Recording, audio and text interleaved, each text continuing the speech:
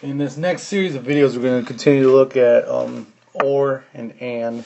Here, with disjoint and overlapping events, we really want to look at the word or. Now, remember that if we were going to find the probability of A or B, so one or the other event happening, what we would do is find the probability of the first event and add it to the probability of the second event. And that's perfectly fine. That's what we do when those two events are what we call disjoint. What that means is they can't happen at the same time.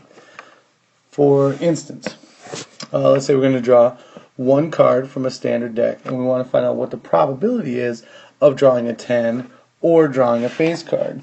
Well, what we do is find the probability of drawing a 10 and add it to the probability of drawing a face card. Well, there are 4 10s in a deck, and there are 12 face cards in a deck. So we just add these two together and get 16 out of 52, and then simplify it down to 4 13ths. And that's the probability of getting a 10 or a face card. But now, what if we wanted to change this problem a little bit and find out what the probability is of drawing a club or a face card? So we would first have to find the probability of drawing a club, and then we would add it to the probability of drawing a face card. Well, when we start doing this, the probability of getting a club, there are 13 clubs in a deck, and there are still 12 face cards in a deck. However, when we counted all of those clubs, we included the 3 face cards that are also clubs, the Jack, Queen, and King of clubs. So they were counted in this pile. Now, we went on to find the probability of finding face cards, and in this pile, we again counted that Jack, Queen, and King of clubs. So those 3 are called overlapping events because the events happen in both piles, basically. So what we need to do is subtract off those ones that were counted twice, those 3 out of the 52 face cards that were counted twice. So what we need to do is subtract off the probability of getting a face card and a club. Now that will simplify down. 13 plus 12 is 25. 25 minus 3 is 22 over 52. And of course we can simplify that down to 11 over 26.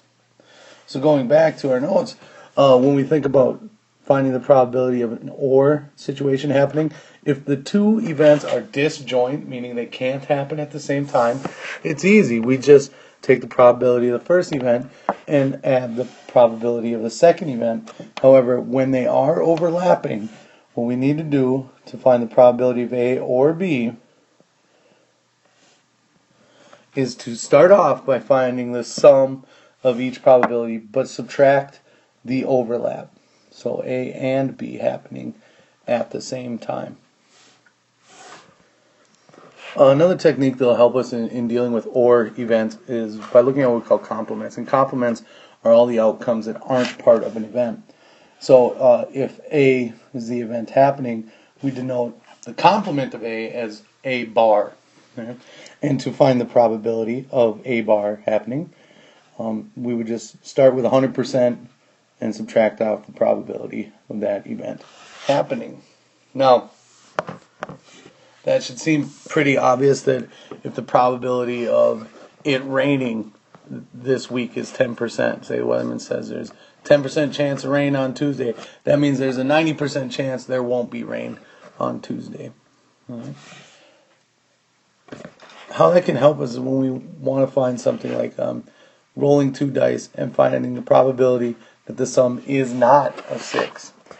So what we can do is start off with that 100% and subtract from it the probability of getting a 6.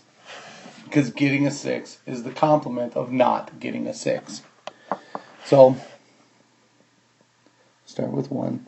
And the probability of getting a 6. Remember, when we roll 2 dice, we have to think about all the ways that we could get a 6. Because that could happen on the first dice or the second dice. So it could be 1 and 5, 2 and 4, 3 and 3, or we could switch it around with 4 and 2 and 5 and 1. So there are 5 ways out of the total number. Well, going back to our 2 dice and thinking about the basic counting principle, we have 6 total outcomes for the first dice and 6 total outcomes for the second dice. So there are 36 total possible outcomes. Now, going back to our problem, in order to find the probability of not rolling a sum of 6, we just go 1, or 36 out of 36, minus 5 out of 36, and there is our probability. If we think about it, this is a much more efficient way than the other way we could possibly go about trying to find a probability of some that isn't a 6. We would have to find the probability of getting a 1 or a 2 or a 3 or a 4 or a 5 or a 7 or an 8 or a 9 or a 10 or an 11 or a 12. That's a lot of ors, so a lot of different sums to find. So this way is much more efficient. So let's try it again. What's the probability of rolling a sum that is 10 or less? So that would mean we would start with 1 and subtract off, finding the probability of getting an 11 or a 12. Well, there's only 2 ways to roll an 11. That's with a 5 and a 6 or a 6 and a 5. So there's 2 out of 36 11s.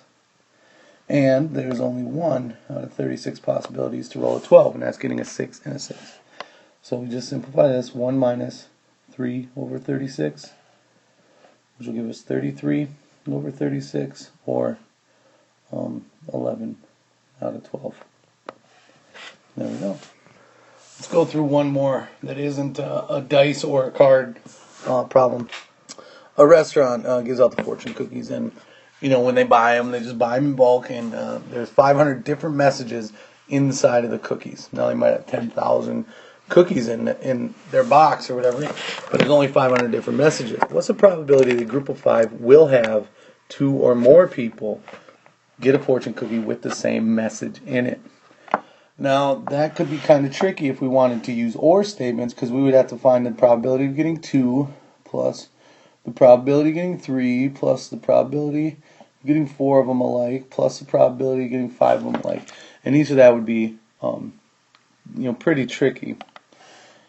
So instead, we can use complements to help us out, because if we're not going to have 2 or more that are the same, then we would have to find the probability that none are the same.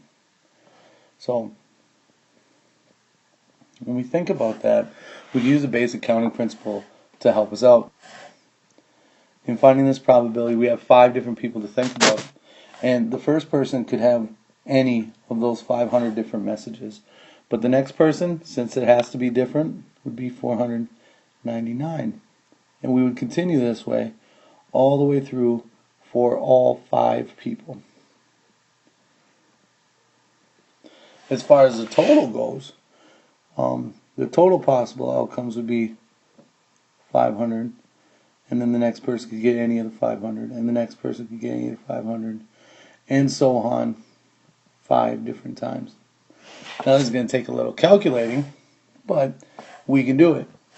I mean, basically, what you could do is multiply that product out in your calculator, and when you do, you should get like 3.06 times 10 to the 13th. It's huge.